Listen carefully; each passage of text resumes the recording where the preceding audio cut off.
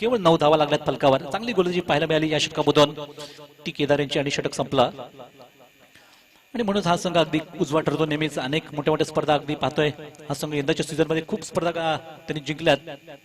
त्या आर्यन स्पोर्ट्स झिडके संघाने अगदी वसई असू देत, भिवंडी असू देत, पालघर जिल्ह्यातील असू देत किंवा अगदी रायगड पर्यंत जाऊ देत, हा संघ पोहोचलाय आणि अनेक मोठ्या मोठ्या स्पर्धा जिंकून हा संघ अगदी यंदा फॉर्मामध्ये आहे.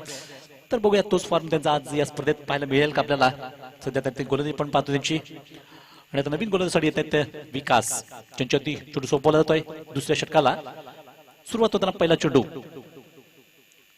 हो, गुगली गोलंदाजी मध्ये पाहायला मिळते. अगदी ऍक्शन बघा त्याची किती भारी आहे आणि या ऍक्शनने नक्कीच प्रभावित केलं ते प्रत्येक प्रेक्षकाला. तर पहिला चेंडू इथे विकेट मिळून देतोय आणि फलंदाज इथे बाद झालेत. पहिला फलंदाज सागर बाद.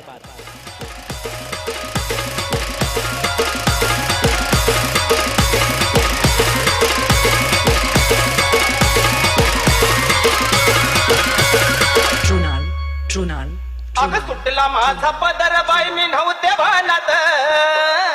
अग सुटला माझा पदर बाई मी नव्हते भानात.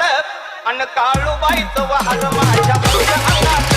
अन काळूबाईचं वाहन माझ्या भरल्या अंगात.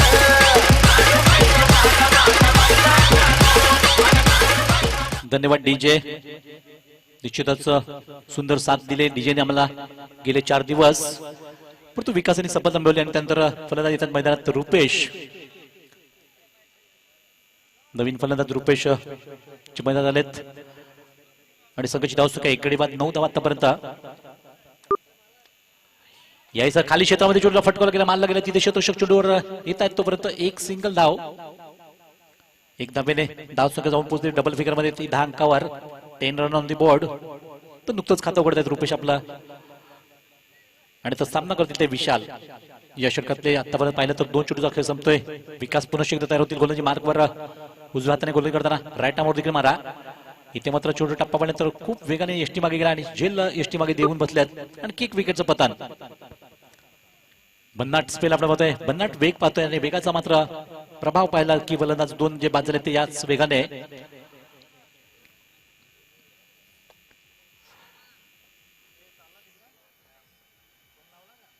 तर 2 गडी बाद धावसंख्या 10 लागले फलकावर. नुकताच नवीन फलंदाज येतात मैदानात ते शैलेश.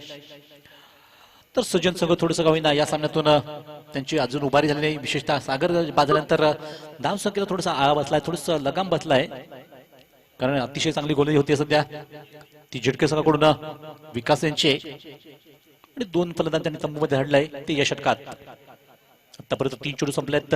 चौथा चेंडूचा सामना करण्यासाठी गोलंदाज सज्ज होत आहेत किंवा सामना करण्यासाठी फलंदाज सज्ज असतील. ते नवीन आलेले फलंदाज शैलेश. रुपेश आणि शैलेश ही जोडी मैदानात आपण पाहतोय. तर षटकातला चौथा चेंडू. यावेळेस पुन्हा एकदा पाय टाकण्याचा प्रयत्न झाला. चेंडू मात्र लोअर फुल टॉस फटकावला गेलाय आणि चेंडू निघाला तो लॉंग ऑफला. तोपर्यंत एक सिंगल धाव जी जोडली जाते. एकेरी धावे धाव सगळ्या नेल्सनकडे जाऊन पोहोचली ती 11 2 बाद 11 धावा. सागर आणि विशाल बाद झाल्यात. विकास मात्र गोलंदाजी अतिशय सुरेख करतायत. तर या षटकात आता 5वा चेंडू. याच मात्र थोडासा अक्रॉस खेळला गेला. चेंडू मिड विकेटच्या क्षेत्रामध्ये निघतोय. तिथे अभिनव पाटील चेंडूवर येतात झपाट्याने आणि तोपर्यंत सिंगल धाव आली ती धाव फलकावर. तर सध्या अभिनव पाटील यांचं देखील नाव अगदी खूप गाजते. कारण हा खेळाडू अगदी अतिशय टच मध्ये अनेक मोठ्या मोठ्या स्पर्धांमध्ये नेहमी जेव्हा झिडका संघ जिंकतो तेव्हा त्यांचा मॅन ऑफ दी सिरीज त्यांच्या असते. असं काही बरेचसं पण चित्र पाहिलं अनेक वेळा. तर पाहूया त्यांच्याकडून देखील आपल्याला बॅटिंग पाहायला मिळेल पुढे. दरम्यान 5 चेंडूचा खेळ संपतोय. षटकातला अंतिम चेंडूचा खेळ बाकी आहे. विकास पुनश्च एकदा तयार असतील गोलंदाजी मार्कवर. या चेंडू हवेत थोडंसं टायमिंग चुकलं आणि चेंडू मिडल होऊ शकला होता. दरम्यान खाली क्षेत्रामध्ये चेंडू पडल्यानंतर 2 धावा अगदी सहज घेत आहेत फलंदाज आणि त्याचबरोबर षटकाची इथे समाप्ती